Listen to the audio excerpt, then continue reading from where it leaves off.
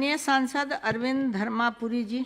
Honorable Madam, Nizamabad Parliament constituency is the home to the legacy of Sri Ambati Shankar Garu, a prominent freedom fighter who drove away the Razakars, the private military of Nizams of the erstwhile Hyderabad state, and upheld its Rashtra Dharma. But today, sadly, Nizamabad has become a hub of anti-India activities supported by the TRS-led Telangana state government. Recently, more than 72 Rohingya immigrants acquired Indian passports, out of which 32 were obtained from single address in Bodhan town of my parliamentary constituency. Upon initial investigation, it was found that all these illegal Rohingya immigrants initially obtained Aadhaar cards in West Bengal.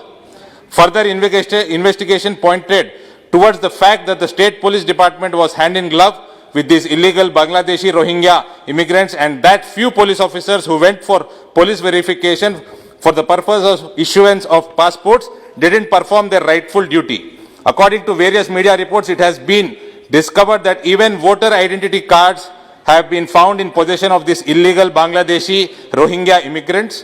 In addition to this, it has also been discovered that around 46 Rohingyas were detained in Jammu earlier this month, and at least 3 legislators of MIM political party, whose presence is largely confined to Hyderabad, Telangana, are under scanner after the names of these 3 legislators have surfaced during questioning of these Rohingyas for facilitating their entry into Jammu after infiltrating into India from Myanmar via Bangladesh.